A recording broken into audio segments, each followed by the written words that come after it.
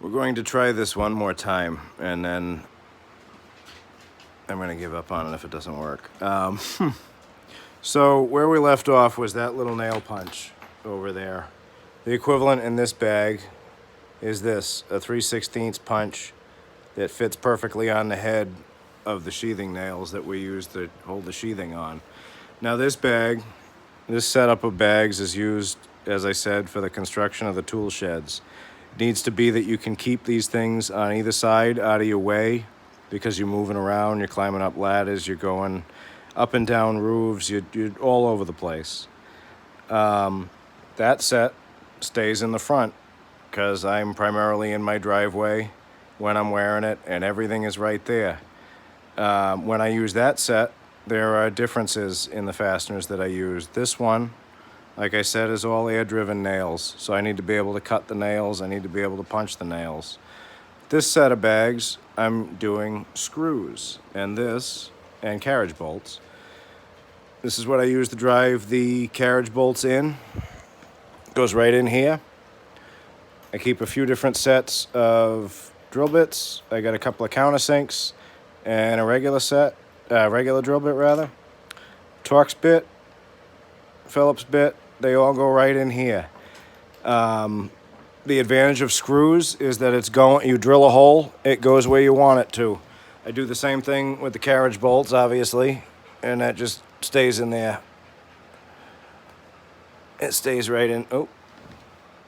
It stays right in there. And in construction, you are doing, it's an outdoor thing. You're making a structure that's going to keep the weather out. So you're going to need to use metal. You're going to need to use asphalt shingles. That's what those are for, cutting the flashing and the asphalt shingles occasionally. I will keep a hook blade in there. Hook blade, razor knife to do it. Dog's making all sorts of noise. That's primarily it. Why are there two different belts? You're doing the same tasks. You're making a natural element, wood, into a square plum shape. You're making it into something. You're imposing man's measurements on something man didn't make. So these tools allow you to do that, but they're both set up for different scales. This one is making Adirondack chairs, picnic tables, benches. This one's making tool sheds, barns, and other small structures like that. You're going to be doing, I'm sweating like crazy in here, it's warm.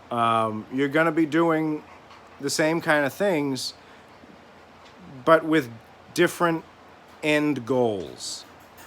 When I'm building the tool sheds, I want something that's square, plumb, true, watertight, weather-tight, it'll hold up. And it has to go together, it has to be solid. When I'm doing the furniture, yes, it has to be square, it has to be plumb, it has to be true. It has to go together, it has to be solid, but it has to look good too. You've got to be able to look at it and say, oh, that's comfortable. Oh, that looks nice. I like the look of that. So there's a little bit finer work involved in that. You're still squaring, you're still adjusting the shape of the wood to make it do what you want.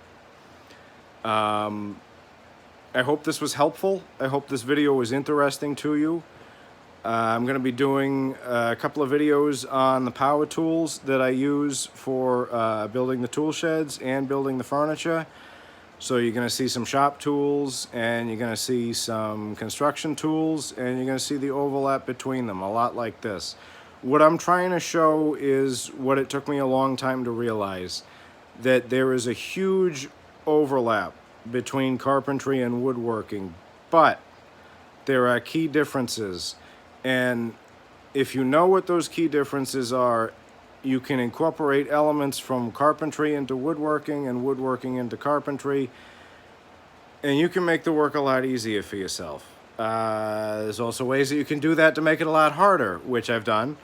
And hopefully when the time comes, I can explain to you, oh, in this situation, I used to do it like this, but that was dumb, so I don't anymore. We'll get to that, though. So I hope you enjoyed this. It's a lot of rambling. It's a lot of me sweating. I hope it was interesting to you.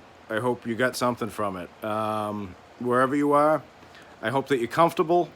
I hope that if it's as hot as it is here, you found a way to keep yourself comfortable. And more importantly, I hope that God is with you. Thank you.